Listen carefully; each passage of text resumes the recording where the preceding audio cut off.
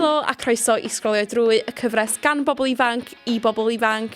Heddiw, da ni'n trafod Etholiad Senedd Cymru, Beth Alaw Williams a dwi'n falch o ddeud yn ymuno fo fi, mae Lovell o Hansh Dim Sbin a Gwion Rhisiart, sylfaenydd Senedd Explained. Felly, Caitlin, fyswn ni'n iawn yn dweud fod eich mae hwn yn rhyw fath o etholiad ar gyfryngau cymdeithasol.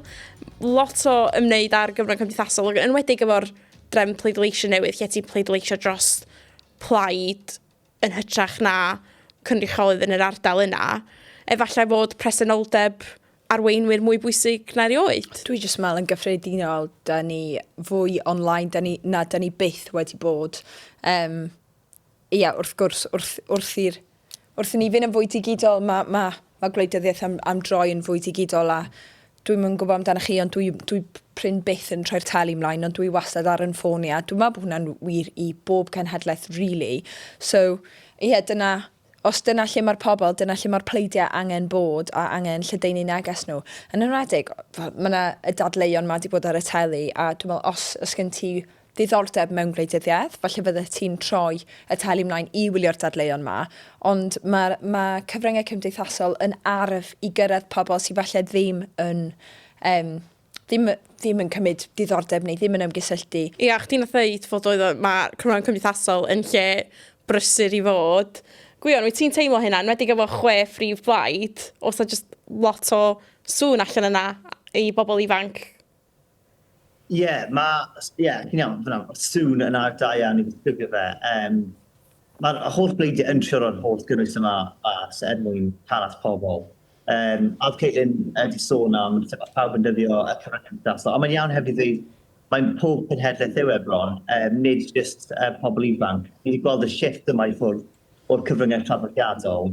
Ac nawr bod y cyfryngau traddodiadol dechrau post stwff ar y cyfryngau cymdeithasol. Mae fel arf, iawn fyna, arf yw mwyn ceisio cael at yr holl bleidleisio yma sydd ddim ond wir nawr yn cael gwybodaeth nhw o gyfryngau cymdeithasol. So mae hynny'n creu arena newydd, dyma modd cystadlu am y pleidleisio. Ni'n creu risgau wrth gwrs o ran cam wybodaeth ac yn y blaen. Ond be mae'n meddwl, mae'r holl pleidleisio yma yn trio cystadlu am ei pleidleisio. Mae wedi creu cynnwys a cyfathrebu mor Mae'n sgil mor ffein, bod ni'n gweld pleidiau yn fwy ac yn fwy cryno ac yn dilyn trends ac yn y blaen, a rai yn nhw yn dilyn brain rot. Yn lle dy bobl sy'n defnyddio'r cyfryngau traddodiadol a felly mae ei bod pwrpas Etholiad ar y cyfryngau cymdeithasol. A dwi'n cydymdeimlo hefyd efo'r pleidiau, cos fel rhywun sy'n neud cynnwys, mae fe yn challenge fel oedd Gwion yn deud, I wneud rhywbeth sydd yn dal sylw rhywun, ond hefyd yn ffeithiol ac yn addysgiadol. Mae fe'n sgil really anodd. Mae hefyd yn rhywbeth eitha experimental. Sut wyt ti'n anfon dy neges I bobl, boed hynny yn ddiduedd neu efo tuedd, I ddal sylw trwy popeth ar feed pobl maen nhw eisiau gweld beth bynnag, os ti mewn I ffitrwydd, os ti mewn I coginio, dyna mae pobl yn mynd I weld, os dyna dy ddiddordeb di. Sut wyt ti'n dal sylw rhywun, falle shock factor, falle comedy, tra hefyd yn cael pynciau mor nuanced mewn I 1 munud a 30 eiliad weithiau. So na, mae fe'n challenge enfawr, a dwi'n cydymdeimlo efo nhw. A dyna ydi o fel arfer y pethau mwyaf clickbait sydd beth sydd yn gael sylw a beth sydd yn gael I weld mwyaf. Ond hefyd, dwi'n teimlo ni yn yr ystafell yma, chdi yn Glasgow y fan agwio, nella ni di'r eithriad, da ni'n gweithio mewn newyddio, mond hyn, da ni wedi bod yn weld am wythnosau rwan. Nath ymchwil gan y Comisiwn Etholiadol ddarganfod na dim ond 14% o bobl ifanc oedd yn ymwybodol fod na hyd yn oed etholiad yn mynd ymlaen. Felly, Gwion, sa chdi'n deud fod y pleidiau yn llwyddo I gael I negesu nhw drwad fatha, ydy pobl ifanc, y rhai sy'n gwybod fod yr etholiad yn ymlaen, ydy nhw weld I ddeallt y polisiau mae'r bleidiau yn cynrychioli? Y polisiau falle mewn synwyr eang a'r egwyddorion mwyn y dim, fi'n credu. Fi'n credu, falle bod nhw'n sôn hynny, dyn nhw ddim yn mynd yn nitty-gritty o'r polisiau I bod pwrpas. A falle bod un neu ddau polisi bod nhw'n licio yn benodol. ond os ti'n edrych ar, falle, vibes falle o ran egwyddorion. Mae hefyd yn rili anodd i bobl yn gyffredinol, dwi'n gweld yn anodd hyd yn oed, gweld a deall y gwahaniaeth weithiau rhwng be sydd yn berthnasol i ni, cos mae'n gymaint o gynnwys allan na, yn enwedig pan ti ar y cyfryngau cymdeithasol. Os ti'n gweld fideo o Keir Starmer yn sôn am ei bolisi iechyd, mae'n hawdd weithiau meddwl, mae'n siarad efo fi, cos dyw e ddim, y ffordd mae'r cyfryngau cymdeithasol yn gweithio, does na ddim ffiniau ar y cyfryngau. Ti'n gweld beth ti'n gweld. So mae'n anodd weithiau dal dy hun a deall beth sy'n ddatganoledig, beth sy'n berthnasol i ni.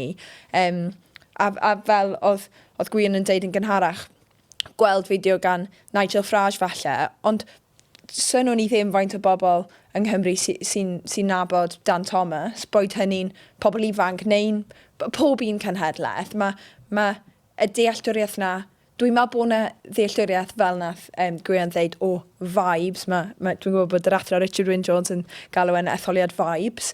Mae pobl yn deall vibes pob plaid, ond falle hyd yn oed vibes pob plaid ar lefel Prydeinig yn fwy na lefel Cymraeg. Na, bendant, dwi'n teimlo fatha dim ots pa mor galed mae'r pleidiau yn trio cynrychioli, mae'r blaid yng Nghymru di nhw. Mae pawb dal yn cysylltu nhw gyda y pleidiau drwy'r Deyrnas Unedig, yr arweinwyr, hyd yn oed fel ti'n deud, y materion datganoliedig, fel mae mudo yn rhywbeth sy'n cael ei drafod lot yn yr ymgyrch yma, i fod mae rhywbeth i'r Senedd ddim efo pŵer drost. Yn gyffredinol, pa fath o bynciau da chi'n meddwl mae pobl ifanc yn talu sylw i fwyaf pan mae'n dod i ystyried polisi a pleidiau?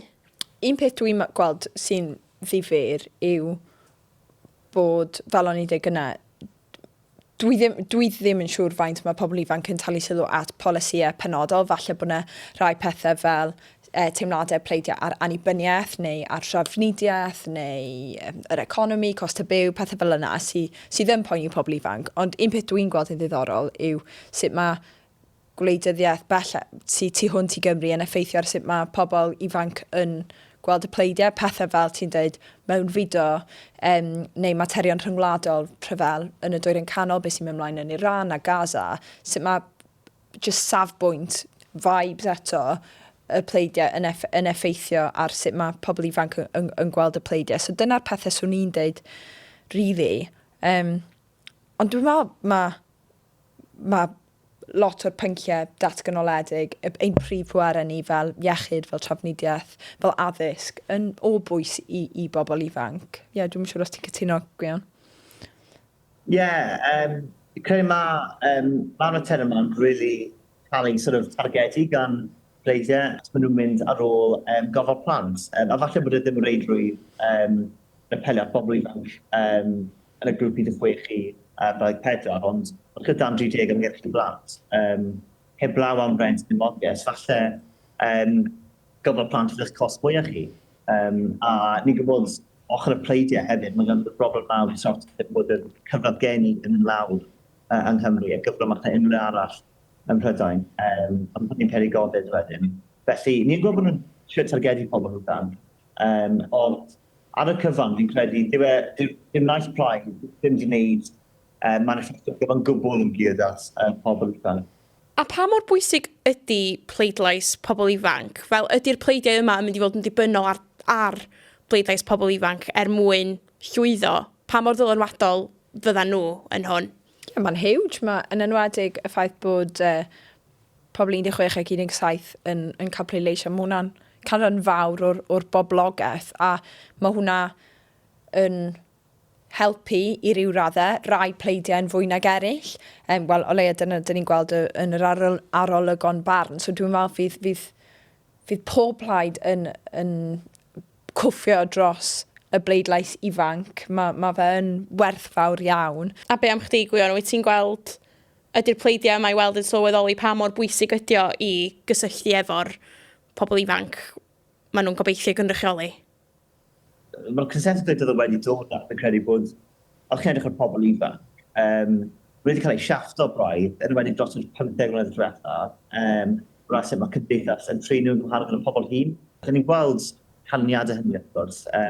Pobl methu ffonio pai, trent i neu i brynu, a pobl yn stryglo gael swyddi hefyd. Felly, i'n gweld y shift yma yng Ngwleidyddiaeth. A wedi mae'r contest yma'n dechrau dod i sylwi nawr. Pa mor wel mae pobl ifanc wedi trin dros yr 15 mlynedd diwethaf. Os ydych chi ar food talk neu book talk, eich ydych chi ddim yn gweld lot o wleidyddiaeth. Dyw pobl yn gyffredinol ddim yn mynd ar eu cyfryngau cymdeithasol i ddysgu am politics Cymraeg. Dal sylw yw'r peth allweddol yn hyn. Ddim job fi yw dewis beth sydd ar algoritmau pobl, dyna yw job y bosses tech. Dyna nhw'n pobl chi'n ddim yn cytuno gyda. Cymeriadau, side plots, pobl ddim yn gwybod beth yw'r lore, beth sydd wedi dod cyn.